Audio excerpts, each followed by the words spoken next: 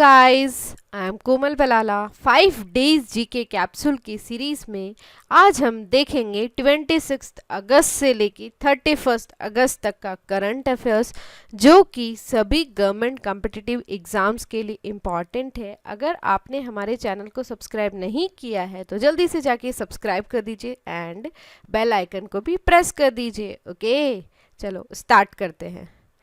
First है biochar. Basically ये क्या है, चारकोल है जो कि used as a soil amendment for both carbon sequestration and soil health benefits. मतलब जो मिट्टी होती है ना, उसको उसकी हेल्थ को बढ़ाता है। ठीक है, सिंपल सी बात है। तो सॉइल में अमेंडमेंट का काम करता है। जैसे मिट्टी है उसमें इसको मिला देंगे तो उसकी जो एसिडिक प्रॉपर्टीज़ है वो मतलब लो पीएच है तो वो थोड़ा सा बराबर पीएच आ जाता है, प्रोडक्टिविटी बढ़ती है, ये सारे इसके बेनिफिट है।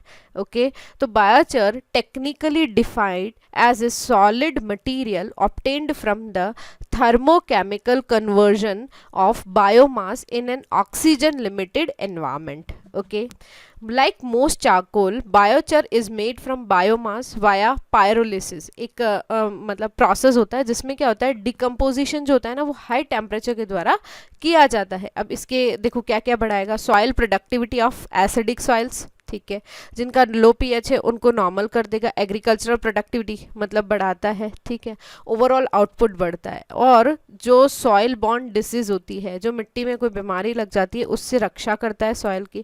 वाटर होल्डिंग कैपेसिटी बढ़ाता है, ठीक है, और न्यूट्रिशन सप्लाई एंड रिटेंशन ये भी काम करता है। तो रिसेंटली गाना में रिसर्च हुई है, African nation proved biochar application could help promote cowpea growth and crop yield in the country as well as fight against climate change impact on the soil. Okay, अब है नया सवेरा स्कीम। देखो ये जो स्कीम है ये बेसिकली किसकी scheme है, मिनिस्ट्री ऑफ माइनॉरिटी अफेयर्स। तो किसके लिए है, अल्पसंख्यक समुदाय के लिए है। ये क्या करेगी, बेसिकली जो अल्पसंख्यक समुदाय के जो स्टूडेंट्स हैं उनको एम्पावर करेगी एज वेल एज उनको कॉम्पिटिटिव एग्जाम्स के लिए प्रिपेयर करेगी। ओके, तो it emphasis to increase the participation of minority communities in government and private jobs improves. Okay, तो ये फाइनेंशियल सपोर्ट देती है फ्री कोचिंग के लिए to notified minority students in selected coaching institutions. Okay, nationally determined contribution TIA। देखो नीति आयोग ने रिसेंटली लॉन्च किया है component of the nationally determined contributions transport initiative for Asia.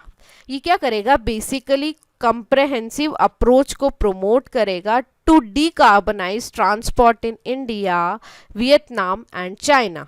तो ये 4 साल के लिए है, जॉइंट प्रोग्राम है। कौन कौन सपोर्ट कर रहा है, इंपॉर्टेंट है, international climate initiative of the German ministry for the environment, nature conservation and third है न्यूक्लियर सेफ्टी। ओके, इसे इम्प्लीमेंट कर रहे हैं कंसोर्टियम ऑफ 7 ऑर्गेनाइजेशंस। उनका नाम है, फर्स्ट देखो डिचूसी इंटरनेशनल है, ये GmbH हो गया, ठीक है, international council on clean transportation, world resources institute, international transport forum, फिर है एगोरा वर्क की हिर्सविंडे, एगोरा हो गया, ठीक है, partnership on sustainable low carbon transport foundation, SLoCaT and renewable energy policy network for the 21st century. Okay, अब ये जो इंडियन कंपोनेंट है ये 6 कंसोर्टियम इंप्लीमेंट करेंगे। सारे 7 में से 6 है, सिर्फ एक को छोड़ के। कौन नहीं है, स्लोकेट नहीं है। ओके, इनका फोकस क्या होगा, स्ट्रेंथनिंग GHG मतलब ग्रीन हाउस गैस जो इमिशंस है उसको स्ट्रेंथ करना है, ग्रीन हाउस गैसेस को। ओके, ट्रांसपोर्ट मॉडलिंग कैपेसिटीज़ है उसको स्ट्रेंथन करना है, टेक्निकल सपोर्ट देना है किस पे कि GHG इमिशन कम हो, ऐसे मेजर्स को ज़्यादा से ज़्यादा टेक्निकली बूस्ट करना है। Okay, climate action in transport में फाइनेंसिंग देनी है, policy recommendations on electric vehicle, demand and supply policies. Okay, कुल मिला के यही है कि GHG इमिशन ट्रांसपोर्ट के थ्रू कैसे कम हो, उससे रिलेटेड ये पॉलिसीज बनाई जाएगी।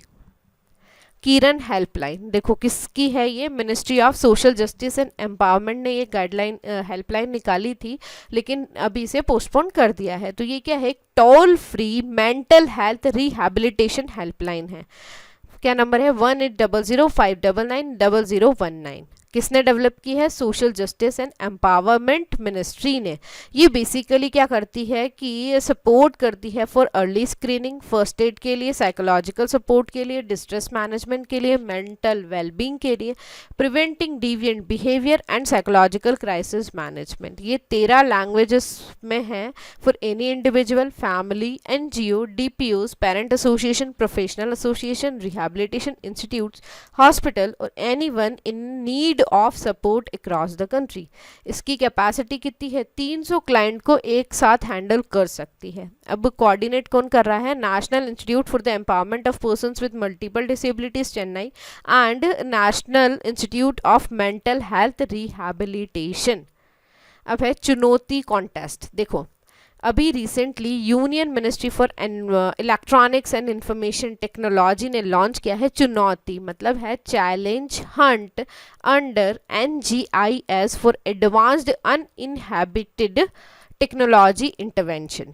ओके, ये क्या है? Next generation startup challenge contest है। ये basically startups and software product जो कि tyre 2 town in the country में बूस्ट करेगा। किसको? स्टार्टअप्स को और सॉफ्टवेयर प्रोडक्ट को। किसमें? Tyre 2 towns in the country will identify across 300 startups working in specified areas and provide them seed funds। कितने लाख का? 25 लाख तक का and other facilities। The other identified potential under the scheme are edutech, agri-tech, fintech solution for masses, supply chain and logistic management and है infrastructure। अब medical health care जो है उसके साथ साथ जॉब एंड स्किलिंग भी होगी। तो गवर्नमेंट ने 95 करोड़ रुपीस का बजट एलोकेट किया है 3 साल के लिए। ओके, अब है AREAS website. Recently union government ने लॉन्च की है association of renewable energy agencies of states. ठीक है, एरियाज प्रोवाइड क्या करती है? बेसिकली जो स्टेट नोडल एजेंसीज है for renewable energy to interact and learn from each others experiences and also share their best practices and knowledge regarding technologies and schemes programmes. तो union minister for new and renewable energy is the pattern of the association. Secretary of MNRE is the ex officio president of the association. ठीक है, all SNA जो है वो members होंगे association के। Areas is registered under society registration act 1860। Okay, अब है बोंडास। Basically एक ट्राइबल कम्युनिटी है जो रिसेंटली न्यूज़ में रही थी कि 4 मेंबर्स जो है इसके वो कोविड पॉजिटिव हो गए। अब कम्युनिटी कहाँ रहती है? Malkangiri district in Orissa. Okay, कहाँ पे? उड़ीसा में। ये PVTG ग्रुप से बिलोंग करती है। ये सेटलमेंट में रहते हैं। स्मॉल हटमेंट्स होता है in the hills of Koraput block में। Orissa is home to 62 tribal communities, the largest diverse group of tribal population in India. 13 उनमें से PVTGs है। Tribal population are found in the entire 7 districts of Kandhamal, Mayurbhanj, Sundargarh,